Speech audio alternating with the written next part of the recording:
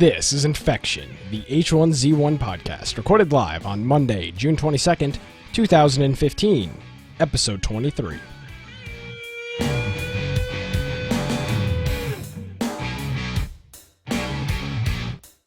Hello, everybody, and welcome to Infection, the H1Z1 podcast. Infection is your source for the latest information on H1Z1. We bring you the latest news, changelogs, developments, strategies, speculations each and every week. My name is Nick Craig. At Gamecast Live is my Twitter handle. InfectionPodcast.com is the website. Joining me again, Brian Aldridge. What's going on, Brian? Hello. So you actually said the date. I wonder if people that are listening to this are going to think that this is the wrong day, that I finally tripped you up. Yes, it is actually a Monday. We're sitting here. It's June 22nd, 2015. We're late if you're listening to this after the fact. We're right on time. Actually, you'll be listening to this a day early. Some people are going to be like, sweet, they're going to get in their car Monday morning. They're going to be like, hey, look at this. Or Tuesday morning. Yeah, they'll think that we're super on top of it. Yeah, look at that. Today is the 22nd. So if you are listening to this, I'm going to be here tomorrow, though. Let's get it.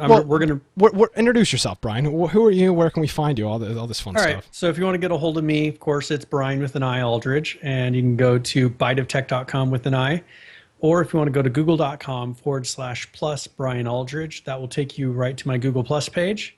You can circle me on there, plus me, whatever it is nowadays they call it. Also, if you want to go to our website, you can go to infectionpodcast.com. And, one thing we have is Twitter. You're more than welcome to send us a message on Twitter. We always say, we had one ferment say, you should tell them to use Twitter, not our email address. Yeah, so our Twitter, so there's two ways you can. It's twitter.com/infectioncast, C-A-S-T, or you can just tweet us at infectioncast. Podcast too long for Twitter. Yeah, we should use more of that because we always I like emails because it gets record. There's a history, so I can go and say, oh, this person said this to us. But I guess you get the same thing. Yeah, tweet us. A history if Twitter. You can fit it within 140 characters, tweet it to us. Hey, that'll make it easier on us. Yeah, perfect. I have the Twitter. I don't know if Brian has Twitter on his phone, but I have Twitter on my phone. So if you tweet us, I'll get the little notification will pop up, and we get emails too when we get tweets. So. Yeah, I think it emails me anyways. So. Yeah, so we'll get that. So that's how you can get in contact with us. So we're doing the show live on Monday, a day early. Luckily, we'll get into this in a few minutes. It really doesn't matter which way we did the what day we did the show. It was a day late anyways. I mean, yeah. So now the patch note would be after our show finished. So we're 2 days out. But the show will be also airing. If you're I'm gonna say hello to the viewers that are watching on Tuesday night at 7 o'clock while this is airing again. And Brian's going to be in chat for that, so hello. And I'll make sure I make fun of Nick quite a bit in chat. Yeah. Because he won't be here to defend himself. That's fine. It's fine. This is Infection. We talk about the game H1Z1 by Daybreak Game Company. And we had a very, very slow and very interesting week. Every week I say interesting, and this week it's specifically interesting because of the amount of players, which we'll get into a little bit later in the show. Yeah. And maybe it's also got something to do with the Steam Summer Sale, but we'll get into that a little bit later on. Let's start off first, Brian, with the changes to the roadmap. Now, we spoke last week, and our voices have been heard yet again.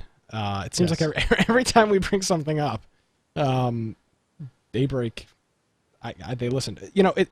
We've got direct contacts with Daybreak, so anything we say, they just implement. We just have an email we send them. Yeah, it's just, hey, Smedley, I'd really like this. And and then you see a post on Reddit 5 minutes later, and it's exactly what we wanted. So, that's what's going on there.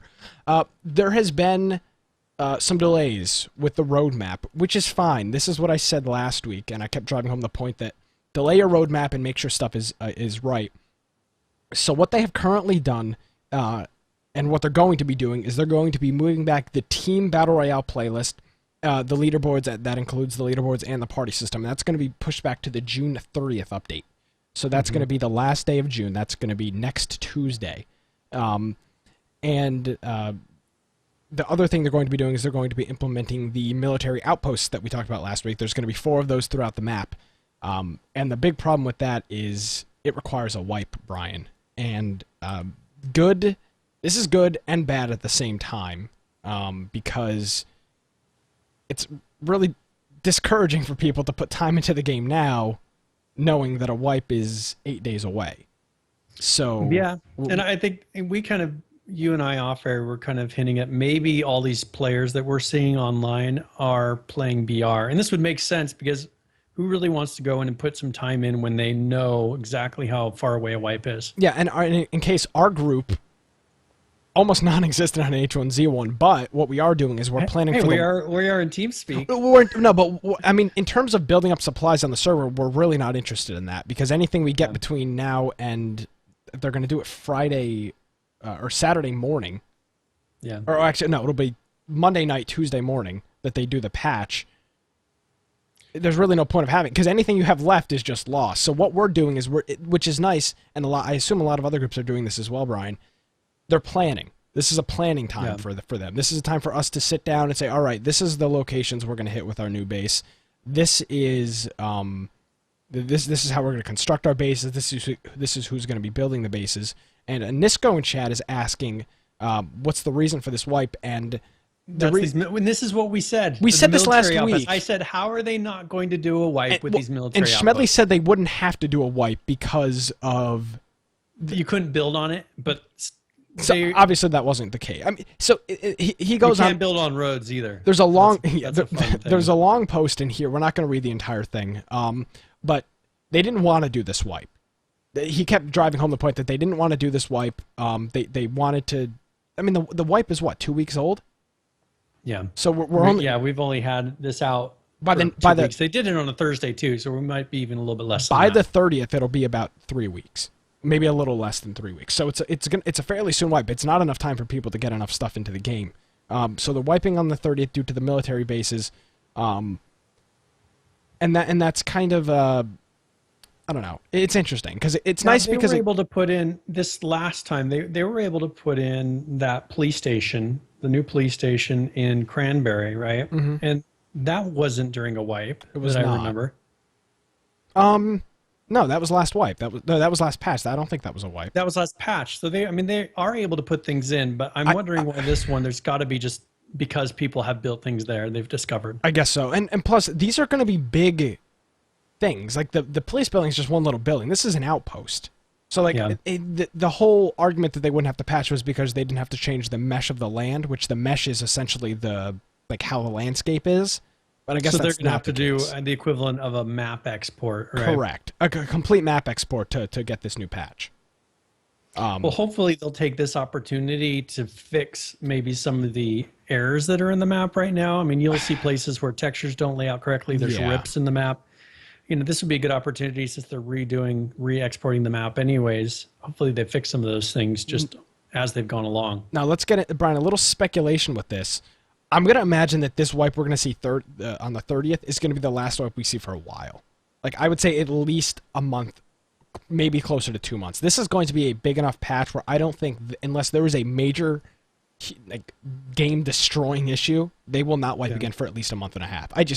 With the constant wipes right now, they need a consistent player base on the game and not have to worry about a wipe happening. I think this is going to be I think there's going to be a very long stretch between this wipe and the next time we see a wipe. It just I don't know right now how far out that city they're building. We keep seeing this city. Yeah.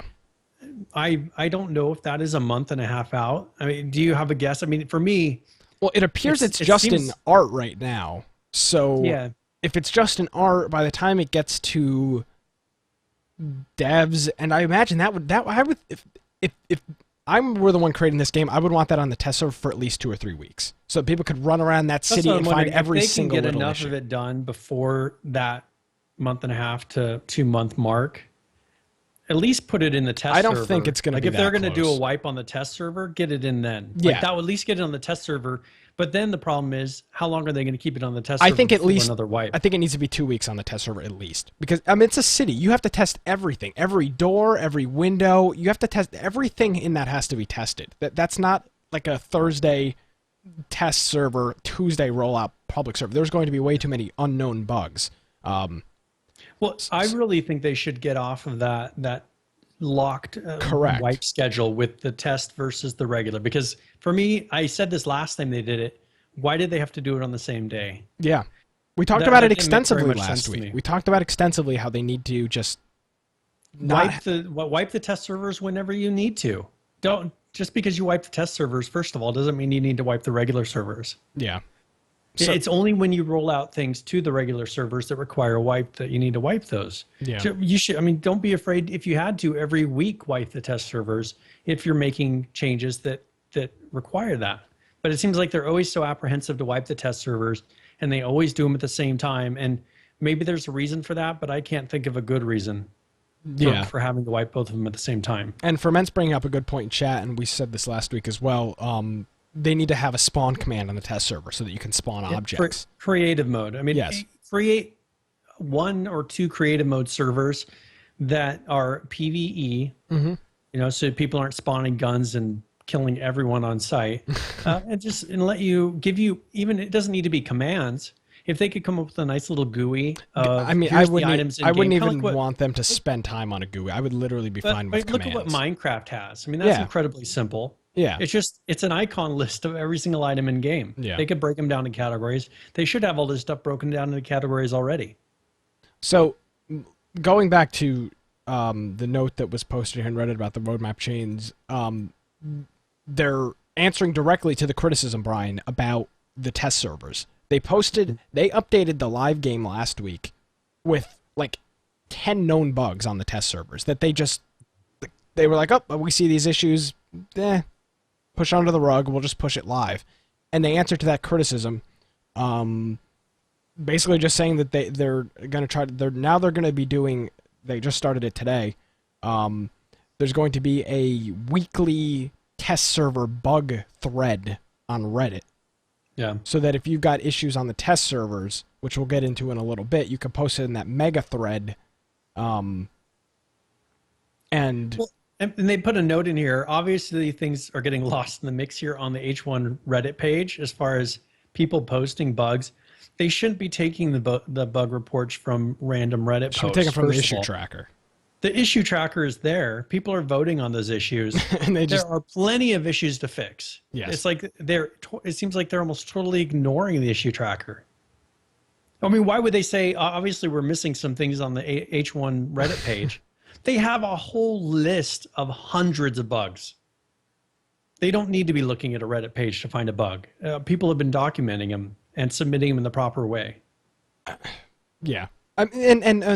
So Sam Crow in chat is saying, why can't they use their own forums?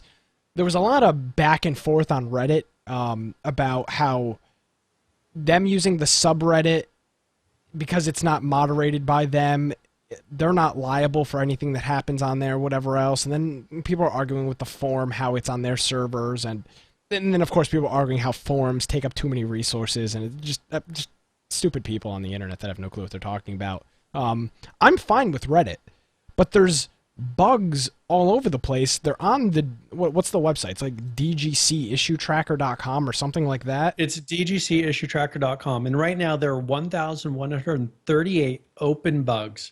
There's 1,041 that have been reviewed by moderators. And then there's 214 that have been confirmed as bugs by Daybreak. Now that's across all games though, correct? No, that's only H1Z1. Oh, that's H1Z1. Okay. I'm telling you, they have lots of bugs to fix. Quit asking for bug fixes off of the Reddit page. How about they tackle these 214 confirmed bugs on H1Z1's issue tracker rather than saying, hey, we're looking at what bugs to fix this week. What do you think, guys? The 214. I love seeing Brian like that. It's asinine, right? I mean, it's like, they keep saying, well, we're missing some of those bugs that you guys keep posting on Reddit. Well, I'm not missing the 214 listed here. They're very clear and they've been confirmed by you guys. And so they definitely need to use the issue tracker more because invisible walls, groups are not persistent, just, weird bugs that have happened. Hydration levels have been depleting in weird rates. Oh my God, that's been an issue for months. Yeah, and it's been confirmed. I still don't even know what the hell my hunger's at in game. It's been confirmed for 3 months, yet they haven't fixed it yet. Yeah.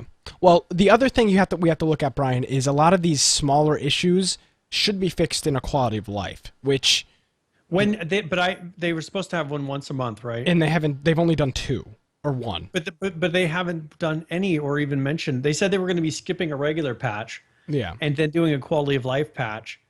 And that has not happened this month. They've had a patch for every single week. So I have no clue when that's going to happen. I haven't seen anywhere where the quality of life is being fit in. I'm not really sure. I mean, but like, I just feel like a lot of these issues, like the hunger. I mean, yes, it's an issue, but it's not a game-breaking issue, right? Like, you just eat food and then you see your hunger temporarily for a second, and then you see less. Yeah. Like, that's it. So, is it an issue? Yes, but I don't think it's an issue that involves them in one of their wipes, but they have to stay regular with these quality of life. But this would be perfect for the quality of life. I mean, these are things that when are they going to do them? Of 15 or 20 of them and say, all right, our goal is to get rid of 15 to 20 of these silly bugs. But I have no clue when they're going to do them. Like, seriously, I couldn't tell you. Like you said, you look at their roadmap, it's all the way out till the end. Yeah. It seems like this time they've totally skipped that quality of life, and there's no hint of when it's going to be back. I mean, it's kind of like these pre-wipe broadcasts that they were supposed to be doing. So this was announced, I'm going to go out on a limb and say a month ago, maybe, that they said, so whenever they switched the pre-patch live stream, whenever they said they were going to make the patches on they were going to do the test server builds on Thursday and do the live server builds on Tuesday, they announced that they were going to start bringing back the Monday pre-patch live streams. And since then, there's not been a single pre-patch live stream.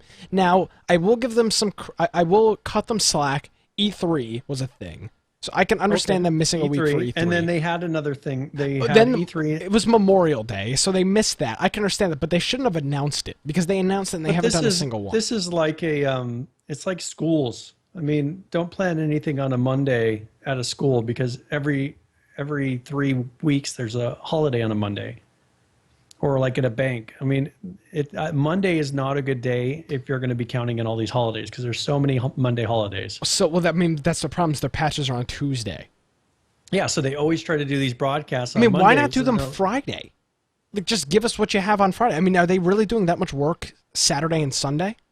Or Monday? They should have rolled things out to the test servers on Thursday, a week before Thursday. I mean, realistically, they should be doing this way ahead of time. They could be doing it Friday. Friday would be perfect. So they should be seeing that by that Thursday, any kind of patches they would have put in to fix bugs that have developed over the week on that test server should be all done, and we should have a fairly stable test server by that Thursday. So Friday would be the perfect day to turn around and say, hey, our test server looks good. We're planning on rolling this out on Tuesday.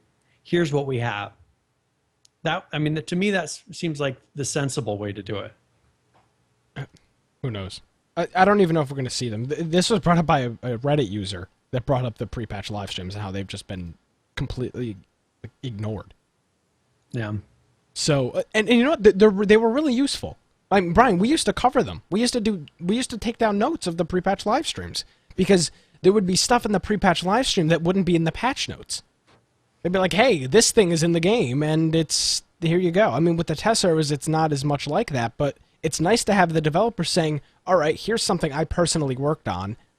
Let me show you what it does in the game, or let me show you how this reacts in the game, because not everybody has time to hop on the test servers throughout the week and build up a base. Is this kind of a hint that maybe Jimmy was mostly responsible for making these happen? So, going back... Brian, we got some insider information here.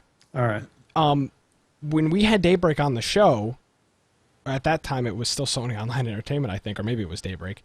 I think they'd become Daybreak at that point. He wasn't there that day. And they had awful issues with their audio. And they're like, Jimmy's the one who usually... Because Jimmy now, who works for Twitch, he's a professional live streamer. So, but professional. That's what he does that's how he makes his money or made his money. And now he's working for Twitch, so he's doing both. So the whole live stream setup was his. And now that he's not there, I didn't even think about that. That may be the correlation because we had Greg and Adam on. They both were having huge issues with getting the audio set up. We were too quiet on their end. We were trying to work them through it. So, yeah, maybe that is it. Was he working with them when they announced that still? I mean, it is. Sorry, can you repeat that? Was he still working for Daybreak when they announced the pre-patch that they were going to start doing those pre-patch live streams? Yes, it was after that that he had announced that he was no longer going to be there. Yeah, Nisco's saying, Jimmy constantly gets tweets about H1Z1 issues. Do a tweet where he says, "I don't work for H1Z1 now. I work for Twitch." Yeah, just stop messaging me with these complaints. Yeah. That's really interesting, Brian. Picture bugs. Sorry, I didn't honestly think about that. That's kind of my guess, is that he was the one. I mean, hey, if they want us to help them, all they need to do is ask. I mean, if you want us to stream for you, okay, just give us access to their test server and let us run around, and we'll be like, hey, look at this cool stuff. All right, there you go. You heard it first. The Infection Podcast doing the pre-patch live streams. I mean, at least it would get done. We could start doing our own pre-patch live streams on Mondays. We could just play around in the test server and stream. We'll just play their test stream. Hey, look at this cool new feature. Even though it's not official. Yeah. Hey, who cares? It's close enough. All right. So that was kind of like an open letter on Reddit from Greg about all that stuff. So now we can get into what was going to be the June 23rd update, which will be tomorrow. We're recording this on a Monday. That has been pushed back to Wednesday, which the reason for them pushing it back is great. Because of bugs on the test server, they pushed the patch back to Wednesday. This is perfect execution. They weren't ready. This is what we've been saying. Why didn't they do this? Every time they put out bugs to the regular servers, we say, why did they try to push this out? Or they'll know there's bugs, and then they're sitting there on Tuesday just trying, and it takes them hours to be able to get a patch out because they're trying to fix the things during that day. So at least they've realized, okay, we're not going to be able to get all this in. Let's push it out. Maybe they'll push it out another day. I mean, it's kind of hard to say. And you know what? It's fine. If they could push this out for 2 days, and it's perfectly fine. As long as the live server build is not a disaster. And the big issue they're having right now is this memory leak. So there's something causing memory leak. Crashes that keep causing problems. I mean, to where the game has just been very frustrating to play performance-wise, and a lot of people have just been crashing out of the game constantly. I have some people say that they haven't been able to get into the game. But I mean, you've still got bugged characters that you have to delete your character. And the other issue, the real memory leak, Brian, starts when you're crafting items or opening and closing chests. Yeah, which people are doing constantly. If I give everybody a little thing here, if you're playing H1Z1 in windowed mode and you've got two monitors, throw up Task Manager on your second monitor and look at your memory for H1Z1. You know, when you start playing the game, and if you're crafting stuff or opening up containers and whatever else, you can look at the memory leak. So this is a post 20 minutes ago, and it says they're still trying to track down the possible memory leak issue, and again, they're using Reddit to deal with their issues, but they're looking for a detailed explanation. I can't believe they haven't found their memory leak. It deals with interacting with objects. I mean, that's what their memory leak is. When you're crafting objects, that's what that seems like what it's always been. If you look at another similar game that they're doing testing on, what's that one that we alpha tested? Dirty Bomb. It's out now. It's called Dirty. It was called something else. It wasn't called Dirty Bomb at the time.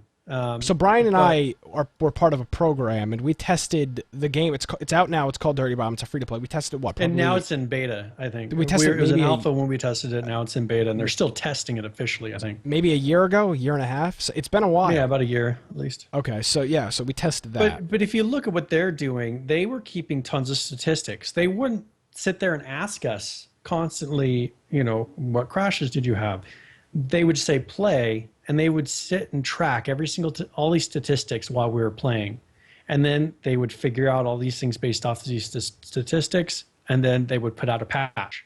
And then they say, all right, we want you to play again. But they were able to gather a lot of these logs and everything from, without us having to send them in. Now, the one thing we have to look at is that was a closed alpha. So they didn't have the player amount that H1Z1 has. I think for them to go through and log every single statistic would be unrealistic. But if they can get it to where they can say, all right, this client is getting this runaway memory, problem. Yeah. Let's start logging, what's happening, or send in the logs at that point when we see this behavior. I mean, they should build something like that into their client to where they're knowing what to watch for. All they have to do is put a flag on there. If the memory rate increases over a period of time by this much, send in a log of the last 5-10 minutes. Mm-hmm. I mean, that would be one way to do it rather than us trying. I mean, how do we go in and log this? Well, that's the problem. Is, yeah, it happened to me. Yeah, see, they're looking for detailed descriptions, and some of the people on Reddit are writing like, it seems to happen when you craft, a certain amount of items at one time after opening a loot container, or car, or zombie loot bag, etc., and opening and closing chests 40 times does this. I mean, you don't have access, so you're pretty much just have to remember what you're doing. Yeah, exactly. And the console view to be able to see the output of this to give them a good report. Yeah. Now, Sam Samkaro is saying in chat something that allows us to output data and send it in. That's essentially what they would need. What they would probably detect as a hack. Yes. Because anything that monitored like that, they would view as a hack. That's a third. They'd have to make their own tool for what they would need to do is, Brian, is they would need to make their own tool for their game. It's an executable file that export logs. Yes, that would literally say yes, export logs, and it would just not even copy and paste. It would literally click export, and it would just send it to Daybreak. Here are the logs from this year. It doesn't even have to show you the logs. Just send them off to Daybreak. The problem is people would start using this for kind of like what they did, I think, in WoW for tracking raids across multiple people. But you could export maybe damage per second, damages on shots. People would start making utilities. I mean, just do it to take advantage of those logs. Well, if that's the case, then do it for a week, and just have the service open for a week. Don't detect it as a hack, and then you're good. And get a week's worth of honest export statistics. I would export my statistics every single time I played. Yeah. Just do that for a week and then be done. I mean, or what if there's a crash and have it be something that automatically says, "Do you want to send?" Every software does that. I mean, Brian, but not this. I used to use Wirecast. The software would crash. You'd open it back up and it'd say, "Would you like to send the crash log to Telestream?" And it was just a button. You click send. You type in your email address. So if they need to contact you, they can. I mean, it's ridiculous. This is an alpha, and these are the things that they should have in an alpha. They don't have any sort of a real bug reporting system. They're doing data collection, but they're doing it on their side. I don't know of any time I've seen it try to send them data about my client logs or any crashes, anything. Yeah. It seems like any kind of data collection they're doing is purely on their server side, and that's not where these crashes are happening. Anytime you get a G29, you should be questioned to send a log to Daybreak. Yeah, but I think that's still on their side. There's a lot of logs to where it doesn't go to any kind of an error screen. It doesn't go to a G29. That's more of a login log or things that are happening early. These ones where you're getting runaway memory where maybe your application crashes and it just closes. Yeah. All you're doing is relaunching the application. So Ferment says there is a crash uploader, and I've never heard about this. I mean, if there is, that'd be a good thing for them to make a post on. I wasn't aware of an H1Z1 crash uploader. Let's do a little Googling on this. Well, I mean, we could have him submit a link in here. Yeah. But I think if there is something, I've never seen it come up. And maybe it's built into the launcher automatically and it's secretly happening, but this would be a good thing for them to say, hey, we are collecting logs. And then why are they asking people to tell them about these things? It's an exe. It says it's WWS crash report uploader.exe. That looks like a virus. He's like, here, let me send it to you. Yeah. Here. What's your? So I do see this. I've got it in my files. Hold on. Let's just switch to the wrong thing. I do have these. So I've got one for the test server. I've got one for the regular game, and then I've got one for the launch pad for the regular server and the test server. Okay. Should I run one and see what happens? I mean, I don't know if it's good to run it during the show. It's an exe. I mean, it means it's safe, right? Well, I mean, do you want to run it? I'll run it. You should run it. That way the whole show doesn't crash to a stop. Yeah, so I was not aware that was even a thing. Well, I'm going to, I'll load it here, and then it's just in the folders, right? Let me tell you exactly where it is. So it's under Steam Apps, Common H1Z1, and then it's just called www. Or WWS. All right, WW Crash Report Upload. And it's Oh, it's a command line. So you have to put in variables, which of course I have to be in a DOS prompt to do it. So it's not even like it's not automatic. Like, so then how would you actually submit a report? Like, what is the prompt? What is it showing you? I don't think you would send a report. Oh, it's it's when you're crashing that exe is running? I don't know. I've never heard of it running. The last time it's been updated was on January 15th. You've heard it here first. I don't even know. Maybe it's for futures. I have no freaking clue. I don't know what they're doing. I didn't know that existed though. I wonder. Okay, well, that's promising, right? Maybe. I don't know. I think it might be just leftovers. I'm looking at a post on Steam from March 10th, and they do say it's an automatic crash upload, or it happens in the background. Okay, so maybe it passes on the. I wasn't aware. I'm looking on here, path to session folder. It's got a public key, so it's just log message to send to the server. Well, that's the case. Then what do they need to? Why do they need users to submit these? I mean, if this crash upload is working, what do they need from users? They should be able to see exactly what's going on, right? And I mean, there are logs, but like my logs, there's not much in there. I mean, it's the same error over and over again. It's not like a real log. I'm looking at logs under the game. Okay. And I get this one that just says the same error over and over and over again, pretty much saying A does not equal B. That's all it says. You're a hacker. That's what that means. Yeah, A does not equal B, and that's their H1Z1 log. So, I mean, what logs are they sending them? It's just this Excel spreadsheet with a bunch of A's and B's. It just says A does not equal B, and it's repeated that about 15 times. Okay. Whatever. So, we'll see. I mean, hopefully, maybe we'll get some feedback this week about what that actually does, because I don't even see logs in here. Like, I'm looking through the folders. I do not see logs anywhere in here to actually send. There's not much online. I mean, I think Ferment maybe is assuming that this happens, but I'm kind of guessing that somebody else also put that it automatically uploads as well. So, honestly, I have no clue. That's news to me, but. That's good that it's in there, but the question is, what is it sending them? Hey, yeah, that's the same error. Nisco has the same error. I wonder if every game has that error. It's just the same error repeated 10 times. Yeah, and it's a voice over IP log, and that's the only logs I see under logs.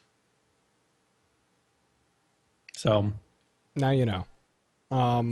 Maybe they're not even keeping logs. I mean, I would expect some things to be under logs if they were. I mean, the fact that it hasn't been uploaded since January means they haven't started checking for any new statistics since January. Well, no, like on mine, it just says the last time that was updated. So like it came with the original install, and it's never been updated. Which means if there's anything new they put in the game, they wouldn't be able to track it because they'd have to update that uploader. Well, unless it's incredibly generic. Possibly, I don't know. Well, so let's get into the June 20, which is now going to be the June 24th update, and everything has been pushed. So really, so there are multiple craftable ammo types. So this is a very short change log. Yeah, it's literally a single line. You can now craft flaming and explosive arrows. So that is the 23rd update. Yeah, plus the 24th update. Plus issues on the test server, which they're dealing with now. So this is the only thing. But that's not anywhere in this log. It's not. This is their roadmap. This is literally the closest thing we're going to get to a quality of life. Because they're dealing with just test server issues. Like they're putting in the exploding arrows, and then the rest is all bug fixes. Correct. So this is closer. If you go to the page, it just says multiple craftable types of arrows, and then it just says everything else moved to the 30th. So. Yeah. The stuff that they're going to be dealing with is stuff that is on the test server bug list. Like right now, so a few of the bugs that are posted here, and I'm just reading these directly off Reddit, so I'm not verifying these. But the first aid kit's no longer stacked in your inventory or in storage chests. The guy's not sure if that's a bug or not.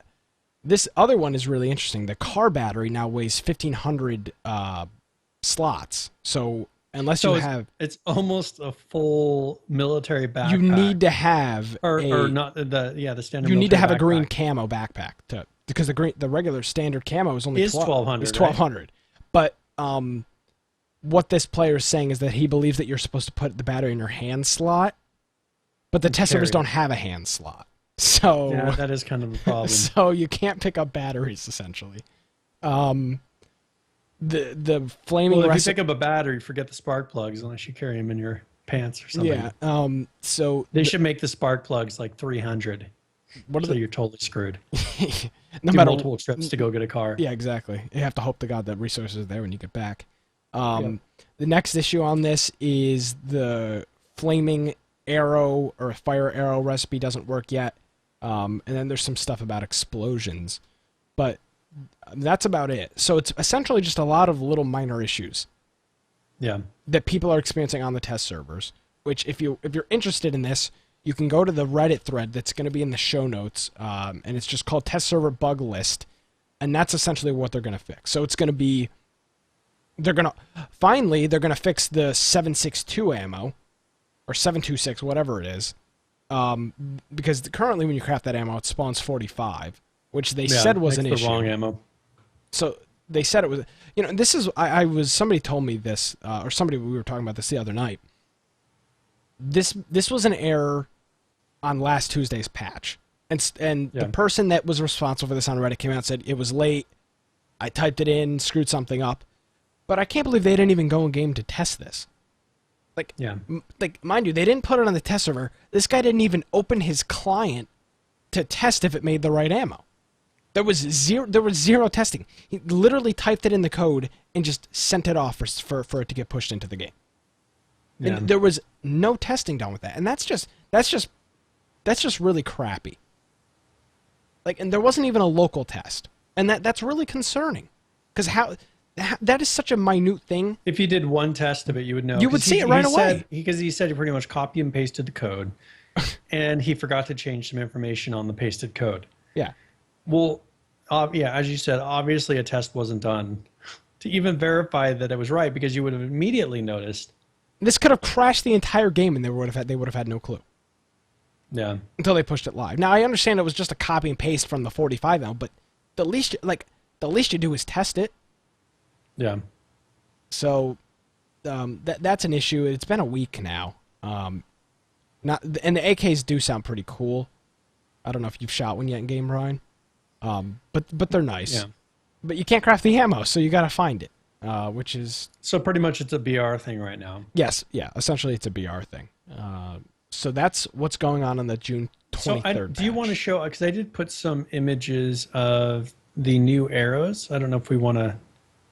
Yes. The new arrow types. So you can pull up an image there. I have that image, They're not super high res, but it will give you an idea of what the icon will look like for those. Yep. Show them right now.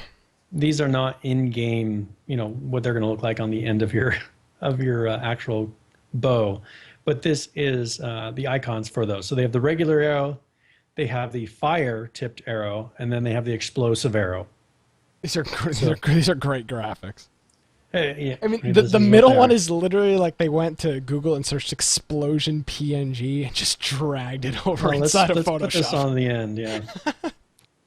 That's pretty funny.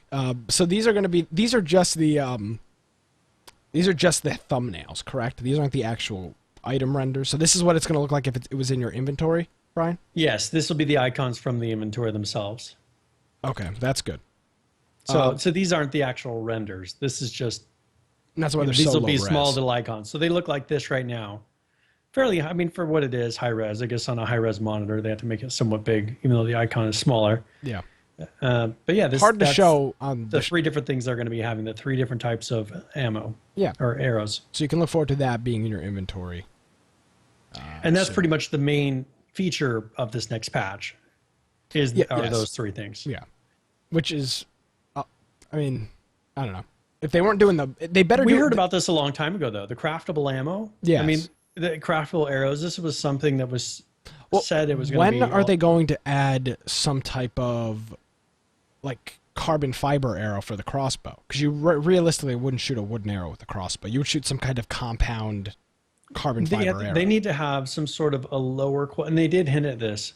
Then you have some sort of a lower quality handcrafted arrow that you make from the sticks, and then a nice tipped with a nice, maybe not feathers, but one of the store-bought arrows that you would get, and a carbon fiber, maybe even an aluminum arrow, something that you would put that would be able to withhold the pressure that you're going to get from those crossbows. Yeah, I mean, and it would do significantly more damage because it's not a wooden arrow. This is carbon fiber. Have it be more accurate. Now, one thing, Falcon from our clan, he was saying what they really should do is not only with the arrows, but make it so that the crafting of ammo is not like you're crafting shotgun shells and you're crafting 45 ammo just from random stuff you find. They should have it to where ammo is much more rare, like store-bought ammo. And then when you craft shotgun ammo, it's more like a guy refilling shotgun shell and like sticking rocks and random things in there. Like, have it not be a fully powered shotgun shell. Yeah, that's the interesting. Stuff that you handcraft. Have those be, like you're sticking a rock or a little metal slug in the end of a bullet, or you're putting in projectiles into a used shotgun shell, and you don't even know if 100% if they're going to work correctly all the time. That would be interesting. Now the only issue with that is they'd have to make ammo spawn more. Because like if you couldn't craft, they don't have to make it spawn more. If you couldn't craft shotgun ammo, yeah, they would have to make bullet components show up so that you could craft real ammo if you want to. Because like right now, Brian, if they implemented that, there would not be enough shotgun ammo for the shotguns in the game. What I'm saying is if you did bullet components and you made and there was homemade shotgun shells versus regular shotgun shells. Yeah. And if you shot a regular shotgun shell, it would convert to a bullet component. Shell. I see what you're saying. Where every single bullet that you shoot breaks down will go to a bullet component, but then it takes multiple bullet components to make an actual. So maybe a rock and a bullet component will make. I don't know if it needs to be a rock, but whatever to make a shell. Or what about else? Like let's say right now it's any two bullet components will craft any single ammo. What if they did like 4 bullet components to make the high quality ammo, but 2 to make the lesser quality ammo? So it takes double the resources, and maybe you get double the result, or maybe you don't, because that handcraftable ammo could be good as well. Yeah, it's not going to be as consistent. I mean, it could be that you have bad. Gunpowder. It could be a number of different things. I mean, if they really wanted to get realistic, have it to where you have to make the gunpowder that you add into the bullet component with whatever the projectile is. I mean, make it harder. That's what I think. I think bullets are too easy to come by anyways. If they want to make it more survival, make it to where actually crafting a bullet. So you're finding, every time you shoot a regular bullet, it gives you a gun component, which is the shell. Mm-hmm. And then you have the gunpowder that you have to craft out of things, and then you have whatever the projectile is. I mean, that would be fun to me. Yeah. Yeah, Falcon's saying metal shards, gunpowder, and bullet components to make a bullet. I think that's. Come on, Nick. I know you don't like hardcore gaming. No, it's not. It's not that it's not hardcore. That's a single scrap metal for every single. No, you can have it to where metal shards will make 5 bullets. Okay, now that's... If you have a metal shard with gunpowder and bullet components, maybe even 5 bullet components, because you could have bullet components stack to be whatever. Okay, I would be more on the board with that. 5 bullets. Because one metal shard would not... That would be way too high for one bullet. Just that ratio would not make sense. You can make scrap metal make, 5 metal shards, which would equate to 25 yeah, I mean, it would depend on what, but gunpowder, I mean, how would you make your gunpowder then? That's what I'm saying. They need to create more things for you to gather and to do. I mean, make it to where you have to go out and go to the rocks and find some sort of component. Now you're sounding like Ark, where you got to go out there with a pickaxe and hit the rocks. But that's one thing they're doing correctly. You know what I'm saying? That they put a lot of gathering and crafting and things to consume your time. And then we're lacking that in this game. I would agree with you. I would agree with you 100%. So there you go. That would be a, I don't know, an interesting don't know, a new interesting way to craft ammo. Something different. Something they that just takes need to time. make it to where it's less of everybody going out and just shooting everyone you see, because there's so many people complaining about the kill on sight. But what else is there to do in this game, realistically? I mean, right now, what's the point of building a base when it wipes out a week out? I log in. So this is what I do, and this is what some of our members were doing yesterday. We have a base across the street from Zim's with 2 watchtowers. It's been raided, so there's nothing in it. We just sit in the watchtowers and we snipe fresh spawns in the Zim's parking lot because it's fun and there's nothing else to do. I mean, what else is, like you said, what else is there to do? Yeah, and, as Falcon said, gunpowder is a thing. It Fertilizer is. And charcoal. But that's unrealistic to craft 1 bullet. They would have to make fertilizer spawn more. They need to make things stack. Yeah. There's a lot of fertilizer in the game. Yeah, if you're by gas stations. Yeah. Make the game harder. Yeah, but see, you say make the game harder with that, but yet you've got a map and you've got your grid location. Like, if I was going to make the game harder, I would make your location not show up. Like, I'm not for a harder core game. I'm not against a harder core game, but if it's, so hard to craft ammo, but they tell you where you spawn, it's like, well, like, so what? Like, if they want to go super hardcore with this game, they need to decide. But this is where, but that they can deal with in game modes. Have a harder core game mode, but this whole crafting thing, coming up with things to craft and coming up, because the problem is the things that they're putting in the game right now are shirts, hats, and random things. Yeah, right? Because that's what makes them money. But that's not adding to the gameplay. They need to add to the gameplay, not to what you can buy. Because if they don't create enough gameplay, people are going to quit playing. They don't care how many shirts and hats they have. Like we saw for how many weeks? Every week on the show, we would look at the Steam numbers. 8,000 playing, 9,000 playing. I mean, that was it for weeks. All those people that left the game do not care if they have the possibility of getting some new hat. That does not matter to them. It's because when they go in the game, there's not enough to do. And so that's the problem is this would create more of those. And I say it week after week, time sinks. You need something. For me to make more bullets, make it harder.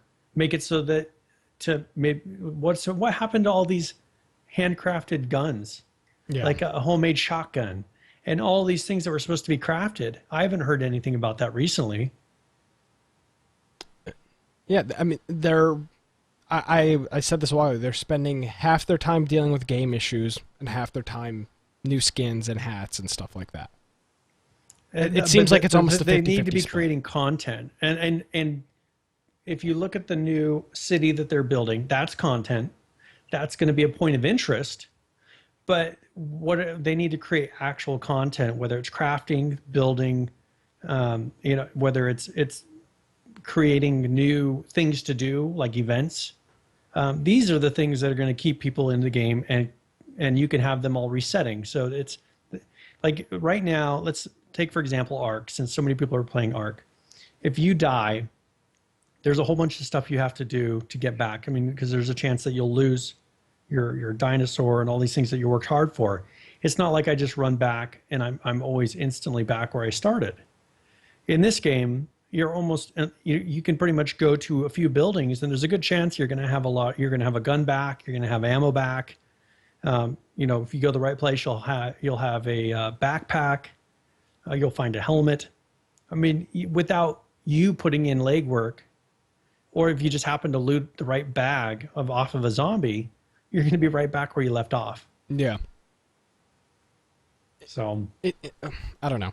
They just need to make it to where it is work.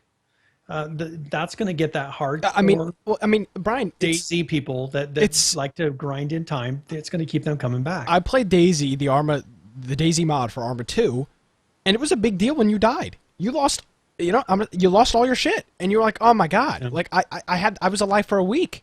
Like I have all this stuff. I have a nice axe. I've got nice guns. I've got ammo. I think that would be more beneficial in the long run of this game to have something closer to that concept. In H1Z1, I've gotten to the point now, since they've announced this patch, I run to a location, I alt-tab and sit on another screen because I don't care if I die.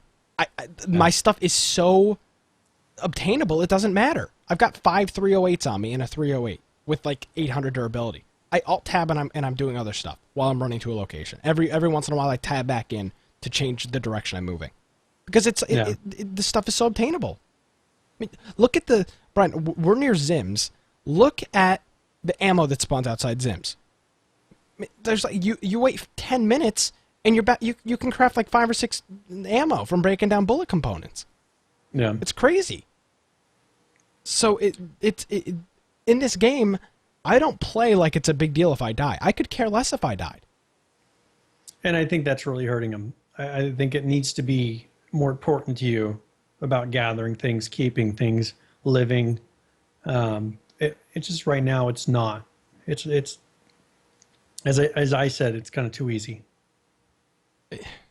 Musty says you can get over 70 rounds from PV in like 10 to 15 minutes. That's too easy for me. It needs to be harder than that. It needs to be, because if you made it where it was harder to make and get ammo, people wouldn't be sitting there shooting off ammo like crazy. Only the hackers would be. And that'd be another way for them to really say, okay, here's guys shooting off 50 rounds of AR down in PV. Let's keep an eye on them. Yeah. Kind of like what we said last time.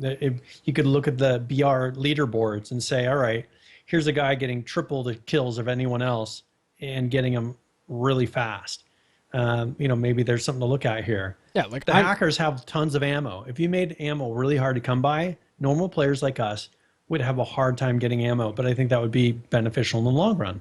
But then also it would encourage people to hack to get ammo. I mean, I think there's a positive and a negative. Their anti-hack system is going to be much better. Well, you know what? Let's go. Be able to detect these things. You know what? Let's go into this, Brian. I put a post up on Reddit this week from the Infection Podcast account. I put it up yesterday about the no clipping issue in the game. We have a huge problem with no clippers on another day, and there's other posts on Reddit describing hackers on another day as well. And where we really notice it is our farms. Yeah. So the farm is double high walls, a gate, and like a shelter, and then it's just all tamped ground with plants. And we've got a few guys in our group that deal with farming. It's normally it's like Sick, Falcon, and Wenferment, and a few other guys that were like, they would set timers to wake up to fertilize their crops to get us ethanol to blow up other bases, and they would log in and all their stuff would be gone. Nothing would be damaged, but somehow these people get into our bases.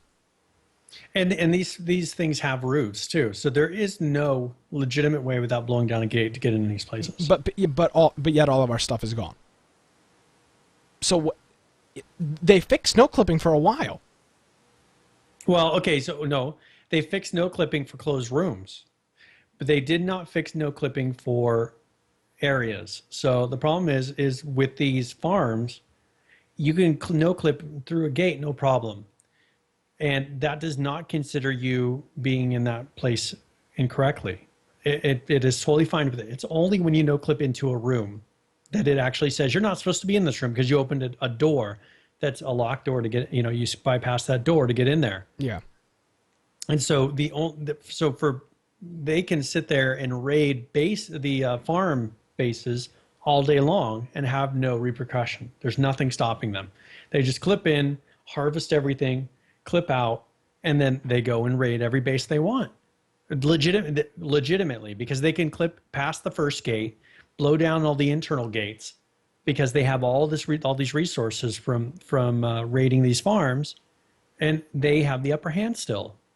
And the other place we notice it is when we've got bases that don't include a deck foundation. We've got some bases that are just ground tamps and then a bunch of shelters with double high walls, and there's no way to get in. There's no way. We'll have people, that will clip in and then wait for someone to open a door, and then they'll shoot them. Or not even open a door. They blow up every single internal door because it's what 35, without ever going through. It's what gate, 35 ethanol to blow up an internal door. And the other thing is these people have ESP because they don't blow up the doors that don't have stuff behind them. So they blow up the doors with either animal traps or chests, and they leave the doors that have a grill in one chest or just a single chest alone. So these people are using no clip and ESP to raid bases. The ESP is blatantly obvious. I mean, why would you not blow it? How would you know to blow it on every other door? Unless you could see what was in the rooms. Yeah. So who knows what the issue is, but we don't even bother collecting resources because our bases are just constantly raided, and they're BS raids. They're not legitimate raids. I don't care if I log in and I care, but if I log in and our front gate is gone. When have we ever had a front gate blown down? We have never had a front gate blown down, ever. Since our group has started, I don't think our front gate has ever been blown up. So, I mean, we've never been legitimately raided one time. The only legit raids we've had is when somebody leaves a door open, which has happened two times. But it's still not legit because it's not us leaving the door open. It's because the gates are still bugged. Yeah. You can't close the gate that somebody else opened. One of our bases gates were open for like 3 days until the server restarted. So it's, and I understand you can jump over there. If you have a ramp, your base can get raided if there's not a structure above it. Because if you drive a car up on that ramp, you can jump over the gate. I mean, that's a thing. That's a known issue with the ramps. But when we've got bases that are in the middle of nowhere with double high walls all around it, it's impossible to jump in that base. There's nothing you can do to jump in that base. Like, how are they getting in the bases? Yeah. Well, and that's, we got somebody in chat that's saying another day is one of the worst servers for hackers and no clippers. And that's true. I mean, Abomination, but they're the top servers for population. They're the A servers. Every other server is medium to low pop.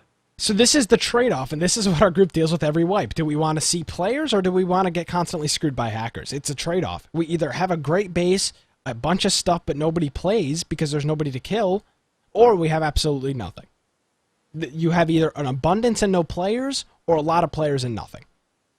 There's no middle point. This is where, I mean, they almost should just get rid of the rating system because it's destroying their player base.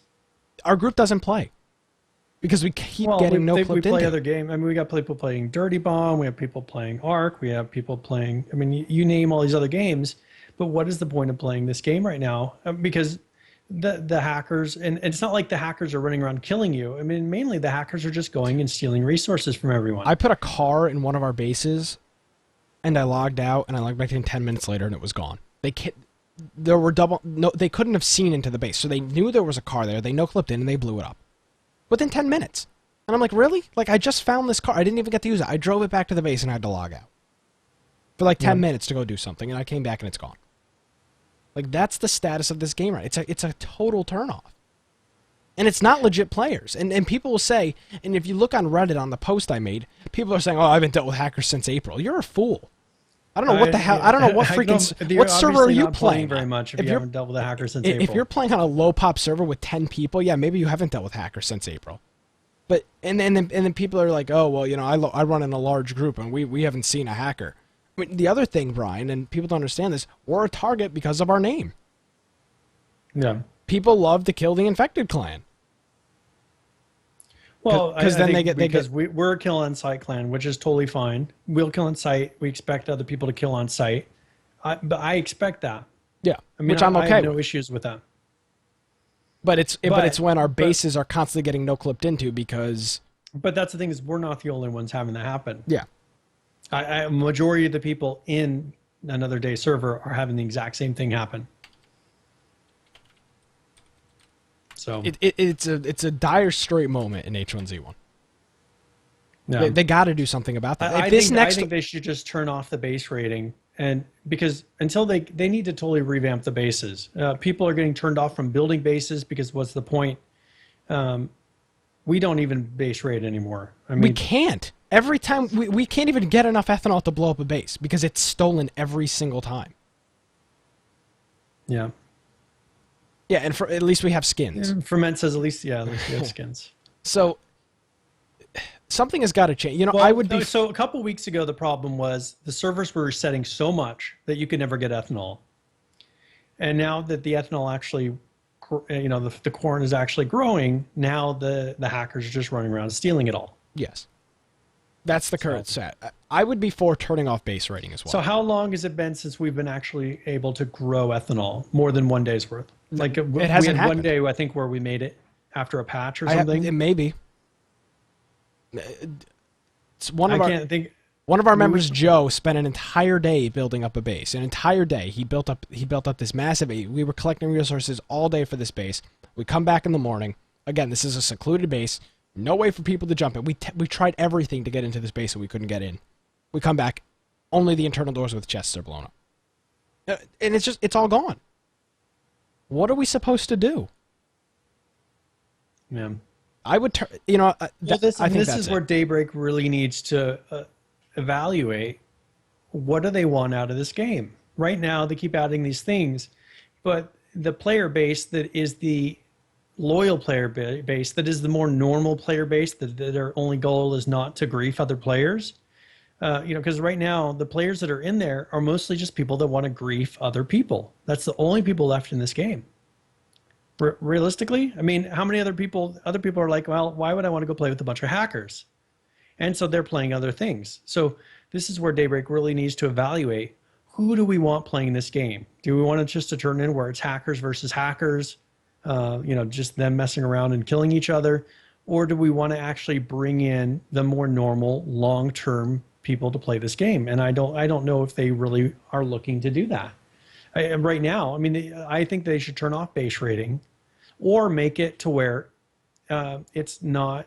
I mean, they've made it to where it's harder, but if you're a hacker and you can clip into get as much ethanol as you'd like, it's not harder for them. No. And all it does is piss off the people that are dealing with the base rating are the groups, because the groups are the ones that are building bases. Regular players, single players, are not building bases. They just have shacks and shelters. They're not placing deck foundations in large shelters all around it. They're not doing that. So, yes, the individual player may not have to deal with the same issues, but it's still problems for them. Because you walk by and just every single shelter's door is blown off. Yeah. Well, and in Bloodcore in chat, he's saying, didn't they mention that they're going to be doing a complete revamp of the base building system? With camouflage, additional sockets on the walls. And I think the issue that you have is that they aren't doing a total revamp. Right now, they're making it so you can extend the decks and you can do a few things, but they're not totally redoing the base building system to where it's going to be, I think, expandable in the long term. I mean, they're adding things here and there, but like with the extensions of the decks, you can just put one little short extension on each side of the deck to make it a little bit bigger, and then it totally wastes the corners. I mean, that is not, to me, something that's highly useful for the base building. I mean, make it so that the full-size decks will clip together. Make it to where it's an expanding system where you can make huge bases. Right now, you cannot make a huge base. Still. Yeah, and then the other problem is, Brian, you place the deck foundation. I place the deck extensions. When you're logged in, you can now no longer place on the deck extensions. There's no parent-child system. It should be, infected Brian placed this deck foundation, but infected Nick placed the extensions. It should be the extension should fall slave to the deck foundation, and you should be able to place on those. That is your deck foundation. Those extensions cannot exist. But to really make this base building system work, they have to come up with a clan system first, and nowhere on the roadmap is the clan system. But they keep adding to the base building system. So, I mean, realistically, if they would back off of the base building, back off of the base rating, implement the clan system, yeah, and then build a base building system with the clan system in mind, that for me would make a lot more sense. Okay, yeah. So we'll have to. Bloodcore saying they should make it completely modular, which I agree. 1x1 grids until you reach the size and the shape you want. But you want to know what I mean. That is what they have in Arc, yeah, and people love it. That makes sense. With this one, it's a socket system. So this edge will connect to the other edge, or this object will connect to this socket on this object. It's not a modular system. They would have to totally revamp that. Which they said they were going to do, and it appears that that's no longer going to happen. Because they keep adding and changing things in the current base building system. If they truly were going to rewrite it all, they could have had it done by now. I don't know if they would have it totally done. All the time they would have the basics done. All the time that they've put into trying to fix and piece together the current broken base system, I guarantee you they could have a new system out. They could have had a rough system out.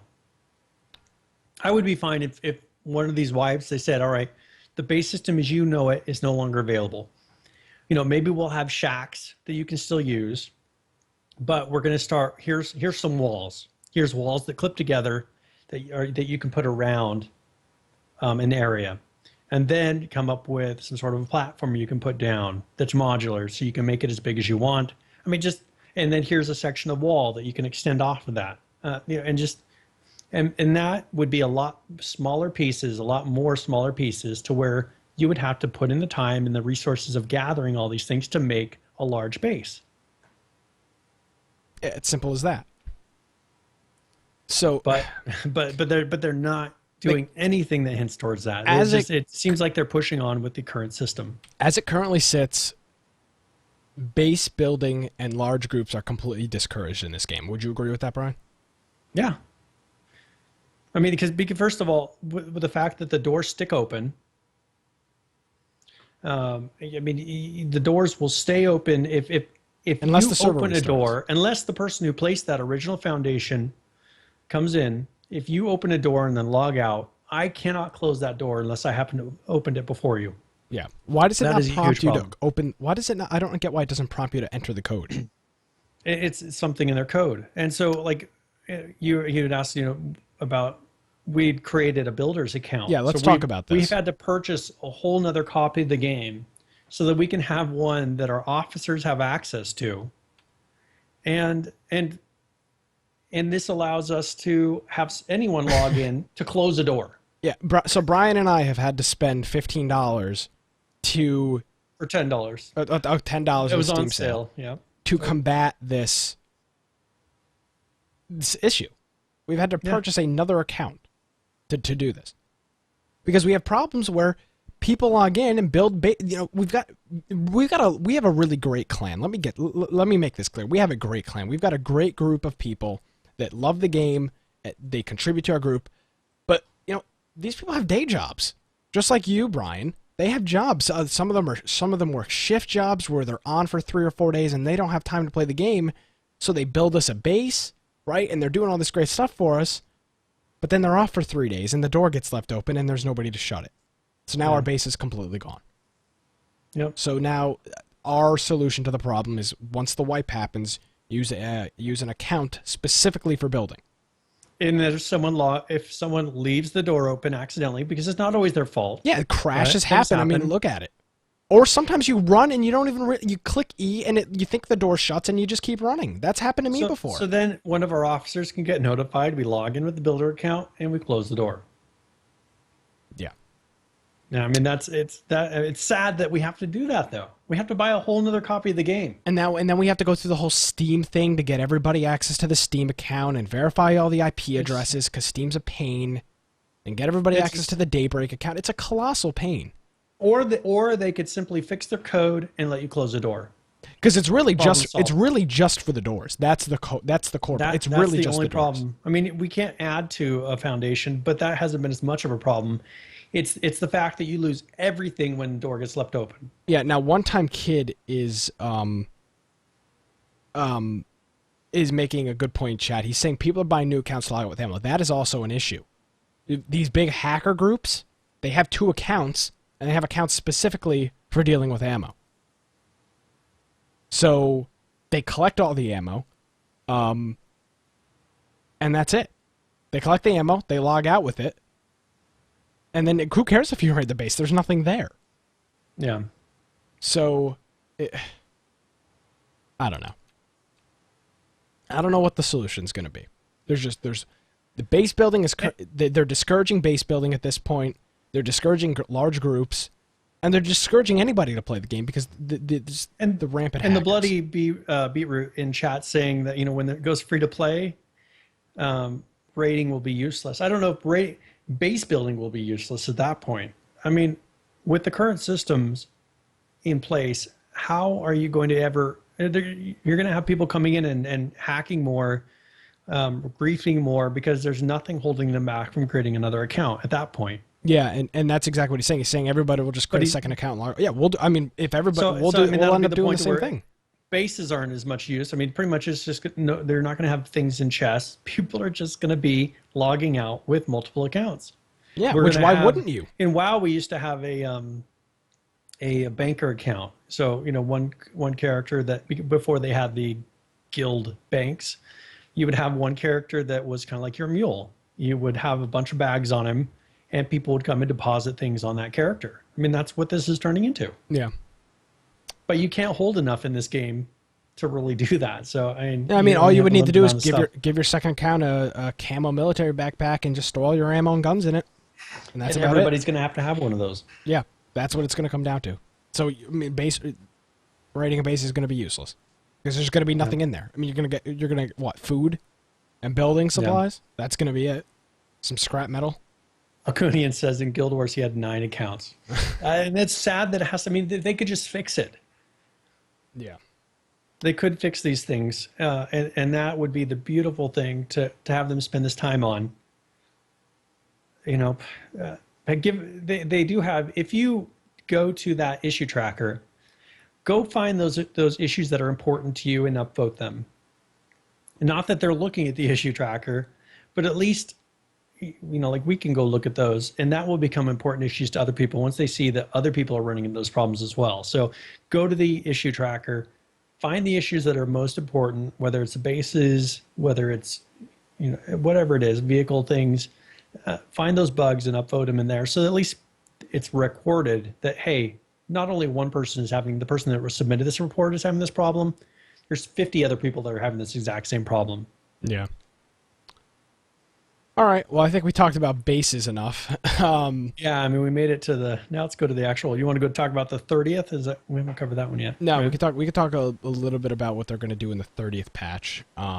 Essentially what they're going to be doing is the stuff from the 23rd patch that we talked about. But there's another cool thing coming, Brian, and it's professions. So this is, Brian, you're a really big fan of getting all deep into the game and having this good backstory. So this is your kind of this plays exactly into what you want here. So I'm going to let you take this. I'm not like a hardcore RP guy. I'm not huge role playing, but I'm an immersion guy. I don't go in the game, and you know me. I don't go in the game saying, "Hey, my name is Jeffrey Townsend, and here's my story." That's the best name you could come up with on the spot. Yeah, I had to come up with some random name. I wanted to make sure I didn't pick some name of someone that was like someone I actually knew or you knew. That's episode title, Jeffrey Townsend, right there. Jeffrey Townsend, and come up with some huge story. But I do like the immersion of, all right, here's my character, and I view him as that, a character, and here's what he does. I think that if you could. And what they're doing is create a profession that maybe makes you more efficient in that one thing. So when you create a new character, you're going to be able to select what profession they were doing before the apocalypse. Because how much backstory have they really given you on anything in this game? Not much. Other than the radio broadcast, which no one knows about. Right? Yeah, the 3,200 views it has on YouTube. That's about it. Yeah, I mean, it's a couple hours of lore and backstory of this game, and almost nobody has ever listened to it. So they got to create more of the backstory, and this is one way to say, hey, at least my character, he was a doctor. Whatever these systems are, they're going to be making it so you can pick when you create a new character. So not when you die. I know they were talking about whether it was when you die versus, creating your whole new character. I think every time you die, if you had to pick a new profession, that would get annoying. But they're going to make it so that when you create that original character where you pick whether it's male and female, or well, nowadays it's just male or female. That's an old not patch. Male and female. Yeah, and if which face it is out of the two of that choice, then they will go and let you pick what their profession was pre-apocalypse. So they said this is going to be a very early pass at the profession system. And they're just going to launch with a few professions to choose from. I know one is going to be doctor. I'm trying to remember what some of the other ones. They didn't put in here what they are. But now, see, the one other thing, Brian, one of the reasons I think that it's good that there's going to be a patch on the 30th is because people wouldn't delete their character. If there was no wipe on the 30th, there would be no reason to delete your character to do this. You'd lose all your crafting recipes. It would be totally discouraged. Nobody would actually have professions. Yeah. So it was almost needed for them to do this patch. And implement this in the game was a server wipe. This will be, if they implement this at this time and don't push it out, this is a server wipe. Everyone will have to pick a profession then. Which is what you want. Because you want everybody to be on a level playing field with it. You don't want old characters and new characters, especially if there's advantages. And that's stuff that it's going to get into. If you were a doctor or something like that, you will have different professions. So maybe this is supposedly what they're saying is, like, if you're a doctor, you will be more efficient with your making maybe medic kits or making bandages. So perhaps when you make a bandage, instead of making a regular bandage, you're going to make one of those ones that are 20% versus 10% bandages or whatever. Yep. So that's what I've been hearing. So they have the builder, which I assume would be more efficient in crafting supplies, building supplies. They have the medic. I know of. I'm not sure of other ones. Perhaps they'll have like a hunter, maybe a mechanic. Yeah, I think I don't know how many they're choosing from. What about a blacksmith or a gunsmith? I mean, you could even. I mean, those. I mean, they could. Yeah. So I mean, these are all things that they'll have the ability to add. So and now the other thing, Brian, you get into this, like, now you get into your clan dealing with these. So, like, all right, you don't want everybody in your clan to be the medic or with the doctor. So now you have like one or two people as your doctor and one or two, like this is another clan element, I think, as well. I mean, it's like going back to Team Fortress 2, right? You run heavy with a medic. That makes sense. It's going to be something similar to that. It's going to be, all right, you got to, you don't want everybody in your clan to be able to craft guns really well. You need your builders and your people that were doctors so that you can have your med kits or whatever else. Now, Falcon is making a comment that he thinks that there should be a progressive learning system. So if you look at what EverQuest was originally or something similar, they would have it to where as you made more bandages, you became more efficient at making bandages. Okay. Then you would have crits to where, all right, I'm making bandages. Sometimes I'll get the better bandages. It'll be like a crit. Every once in a while, you'll get maybe the 20% bandages, and as you become closer and closer, and then maybe once you get to a certain percentage, then you're always making the better bandages. I think that would be really cool if they implemented more of a system like that to where there's a reason to craft. There's a benefit to craft. You have those little goals. I mean, all these little games keep people interested because they create little goals. I mean, look at what Steam is with achievements. They could come up with little goals, little achievements, and all right, I craft a lot. Look at what rank crafting I am, for bandages, or, I make a lot of arrows. I make those better arrows randomly. Yeah. This is the kind of thing that they could easily implement. They've already got the code. I mean, it's already been done by them in other games that they have. It seems like it would make a lot more sense. It's interesting. It's more time sinks. I mean, I keep saying time sink. They have to do this. Now, but see, the problem I see with that is that discourages the more casual player, right? Because now it makes. Yeah. You got to remember, this is the more casual player can play BR. But this is a free-to-play game. I don't think they're going to implement something like that into this free-to-play game because free-to-play games, you're going to have a lot of casual players. This is not World of Warcraft where you're paying a monthly subscription to play. It's not. So if they're discouraging casual gamers to play, then what are they going to do? Is the casual player still has the ability to make? They're not made to where they can't make something. It's just the people that are harder core players will have better things. Okay. It's not like, I mean, is there such a big downside to the fact that I can make a 20% bandage versus you can make a 10% bandage? No, I mean, because I play a lot more. If say I play a lot more than you, I craft a lot more bandages. I am a medic profession. Why can't I make 20% bandages consistently?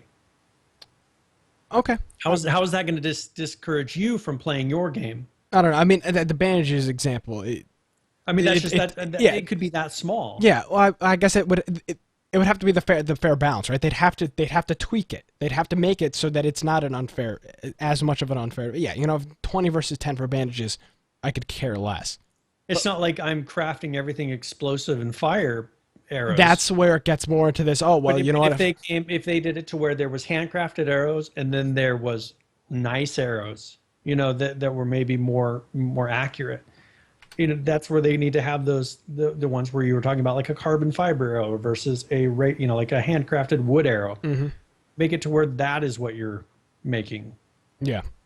All right. And that was the exact same thing with bandages. You'd have your 10%, rough bandage, and then you'd have your nice gauze, or not the nice gauze, but the nice 20% bandage. I think I would be more on board with that, for sure. If it was an advantage, but a slight advantage, because you got to remember there's a lot of casual players, and I don't want them discouraged, because casual players.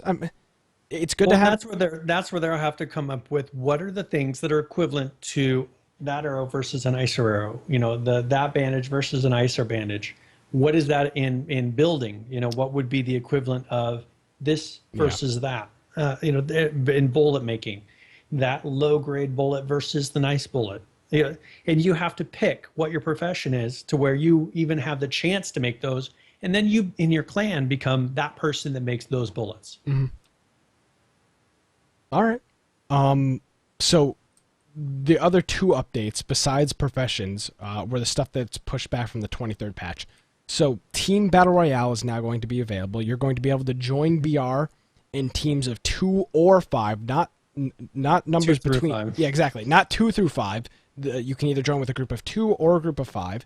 And also leaderboards, and I believe, are going to be in that as well. And then because of the wipe, there's going to be those 4 new military outposts added to the current map. So this does not involve some people are saying this involves a map expansion. It does not. This is no map expansion. This is being added to the current map that we sit at. And I've seen some guesses of where they're going to be. Someone would put a little image up, and there's ends of roads places. Yeah, where it would make sense to put them. Yeah, it could be that at the end of those roads is where these go. And that maybe they're outposts that are stopping you, and they were supposed to stop you from going to other areas that later will be expansions. Yeah. Okay. Yeah, that's good. So total speculation, though. Hey, speculation. It's in our intro. We're allowed to speculate. So that's the 30th update. Brian, we got a lot of images this week, so I want to apologize first to our large listening audience. All the links will be on. Not apologize, because we will have all this in the show notes to encourage you to go to our website and check out some of the notes that we put in. Yes. So Brian, what is this first image? This is a very scary image. This first one right here. Can you explain this? So this, I hadn't heard any hint that this was going to be in the game, and I was looking at the test server, and there's this pig face. Where it came from, I haven't heard anyone talking about this pig face, but I was like, hey, there's a pig face in the game. And I showed this to Ferment, and he rendered this for us, and he thought it was the coolest thing he'd ever seen. He's like, I want the pig face. So it's a pig head with a cigar in its mouth.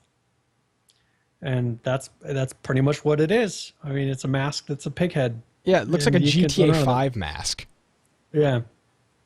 So this is in the game files. I have not seen anyone from Daybreak post this or hint at this. I mean, is this the first you've seen it? Yeah, it has. I'm going to post on Reddit and be like, hey, pig face. Look what I found. Pig head. Hey. Yeah.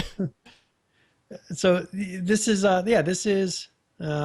one of the new things. So we rendered it out. No one else has this image. I don't even know. I don't even know why. Why?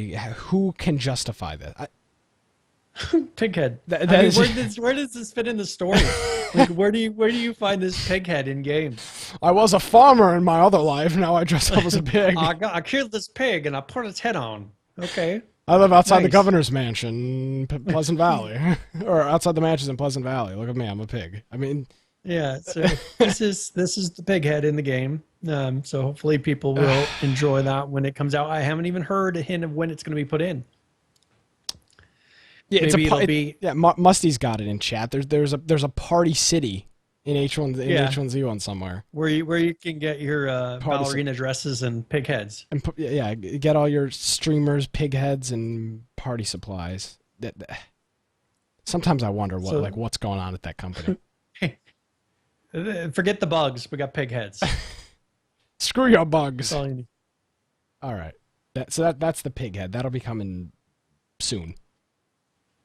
I think. So and then if you look at this next one, it is what people have been waiting for. Yes. This has been highly anticipated, and this is the full police uniform. Yeah, this is cool. So these are all the pieces come together. This is like the total package. Yep.